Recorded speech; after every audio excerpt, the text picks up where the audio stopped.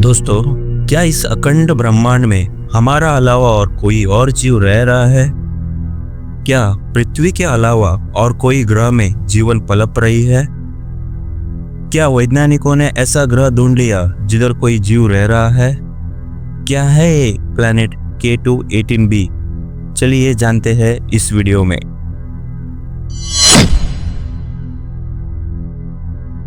जब से इंसानों ने अंतरिक्ष में पाँव रखा है, तब से उसका दिमाग में एक ही सवाल घूम रहा है कि क्या वास्तव में एलियन रियली एग्जिस्ट करता है या नहीं। वैसे तो हमारा अनंत ब्रह्मांड में अनगिनत गैलेक्सी है। हो सकता है किसी या किसी ग्रह में जीव या जीवन का वास हो। इसी जिज्ञासा को पूरी करने के लिए नासा के साइंटिस्टों ने वाइजर 1 और वाइजर 2 नामक 2 स्पेसक्राफ्ट को अंतरिक्ष में भेजा था। ये दोनों स्पेसक्राफ्ट का एक ही मकसद था कि एलियन के साथ कम्युनिकेशन करना। अभी आप सोचेंगे कि वो कैसे? साइंटिस्टों ने दोनों स्पेसक्राफ्ट में एक गोल्डन रिकॉर्ड लगाया था, यानी फोनोग्राफ रिकॉर्ड, जिसमें एलियन के लिए साउंड और इमेज को दर्शाया गया था। इस रिकॉर्ड में नासा के साइंटिस्टों ने ह्यूमन के अपीयरेंस और हमारे पृथ्वी का लोकेशन, बाकी अन्य इंफॉर्मेशन को एक चित्र के द्वारा दर्शाया गया था। हालांकि ये दोनों इंटरस्टेलर स्पेस मिशन थे। आप अभी पूछेंगे कि ये इंटरस्टेलर स्पेस मिशन क्या है?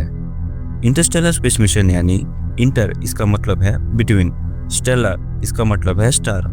आसान शब्द में ये एक ऐसा जगह है जो 2 स्टार के बीच में है। ये दोनों स्पेसक्राफ्ट को ऐसा डिजाइन किया गया था कि सौरमंडल के बाहर भी बिना सूरज और सोलर एनर्जी के बिजली जनरेट कर सकते थे। इन स्पेसक्राफ्ट में वाइजर 1 एक ऐसा स्पेसक्राफ्ट है जो इंटरस्टेलर यानी सौरमंडल के बाहर पहुंचने वाली पहली मैन मेड ऑब्जेक्ट बन जाती है।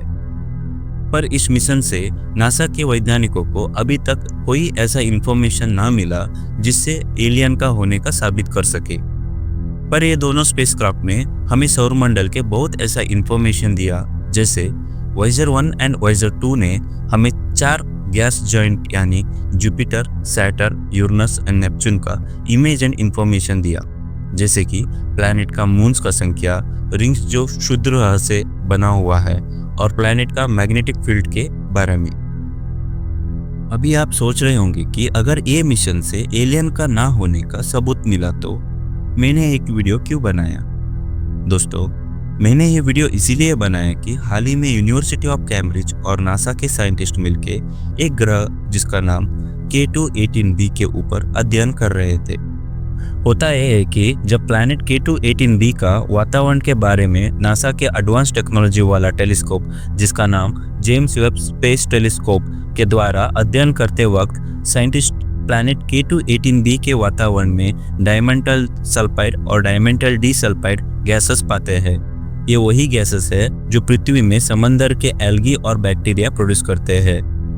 अब तक हमें ये लगता था कि पृथ्वी ही एक ऐसा ग्रह है जिसमें जल, वायु और जीवन का मौजूदगी है। पर इस प्लैनेट K2-18b के आने के बाद साइंटिस्ट का नजरिया बदल गया है और साइंटिस्टों ने ये दावा किया कि प्लैनेट K2-18b में जीव और जीवन का वास है। द लीड रिसर्चर प्रोफेसर निक्कू महादेवन ने ये कहा है कि गैस जो K2-18b के प्लैनेट में पाया गया है वो लगभग 1000 गुना पृथ्वी के गैस से ज़्यादा है। साइंटिस्टों ने इसका मतलब ये लगाया कि ये प्लैनेट पूरा ही समंदर यानी पानी से भरा हुआ है और ये प्लैनेट पृथ्वी से 2.5 गुना बड़ा है। और इतना ही नहीं, ये प्लैनेट K2-18b पृथ्वी से 700 ट्रिलियन माइल यानी 124 लाइट ईयर दूर है। और आसान शब्द में हम ये कह सकते हैं कि 124 लाइट ईयर यानी बिजली के स्पीड से, जो कि 3 लाख किलोमीटर पर सेकंड, इस स्पीड से हम गए तो भी 124 ईयर लग जाता है वो प्लैनेट में पहुंचने में। एक इंसान के लिए ट्रैवल करना प्रैक्टिकली इम्पॉसिबल है। फिर भी भविष्य में बढ़ते हुए आविष्कार और टेक्नोलॉजी के द्वारा हम ट्रैवल किया तो भी एक इंसान के जीवन काल बस ट्रैवल में ही चला जाता है। बात चाहे जो भी हो, पर हमें एक पुख्ता सबूत मिला है कि पृथ्वी के अलावा भी ऐसे अन्य ग्रह हैं जिसमें जीव और जीवन का वास है। चलिए दोस्तों, ये कहते हुए मैं आपसे विदा लेता हूँ। साइंस और फैक्ट में आप रुचि रखते हैं तो चैनल को सब्सक्राइब करें। Thank you.